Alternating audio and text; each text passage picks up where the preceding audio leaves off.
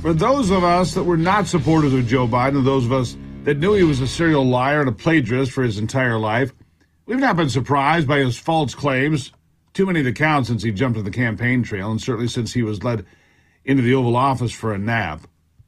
But his lies have often been very hurtful. Take what happened in Maui just a few days ago. He turned a human tragedy, with more than 115 Americans killed and as many as 1,000 Hawaiian residents still missing after a firestorm swept through the once very cool town of Lahaina. He took that opportunity to make it all about himself, like always. First, he couldn't pull himself away from his luxury oceanside vacation in California for almost 2 full weeks, and when he did finally bother to show up in Maui, he talked about a small kitchen fire in his Delaware beach house that was put out in about 20 minutes.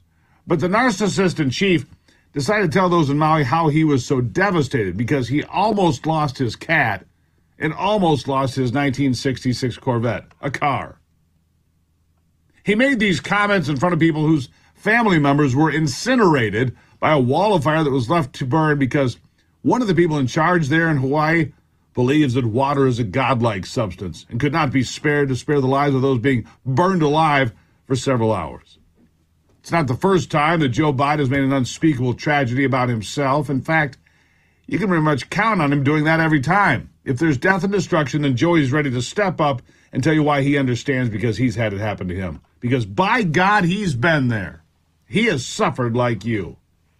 Except that he hasn't most of the time. Has Joe Biden suffered terrible loss in his life? Yes. But that doesn't make it the same as what these people in Hawaii went through, or worse, his disastrous pullout from Afghanistan, avoidable tragedy. Millions of people that voted for Joe Biden falsely bought into the idea that old Joe was going to be a moderate, a middle-of-the-road president that would work hard to unite the nation. But that has certainly not turned out to be the case, now has it? In fact, I think it's fair to argue that Joe Biden has become the most polarizing president in American history. He's not a moderate at all.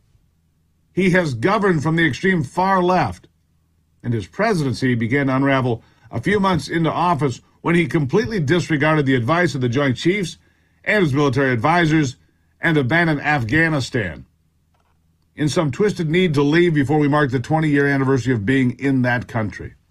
The reckless decision, the fractured command, and the murky rules of engagement led to the worst military failure since the end of the Vietnam War. 13 U.S. military members were killed by a suicide bomber and his partner. Both could have been taken out by American snipers before the bomb went off, but nobody would make the call. Biden's numbers plummeted, and he has never recovered. There are some very clear reasons for that. True to form, Joe Biden has never accepted responsibility at all for his epic failure of leadership in Afghanistan, but worse. Almost every time it comes up, he brings up his son, Bo, and talks about how he died in the Middle East and came home in a casket. The problem is, of course, that's just another lie that seems to percolate in the addled and dementia-filled mind of a senile old man. Bo did serve proudly in the U.S. military, but he died of cancer. He did not die in the line of service.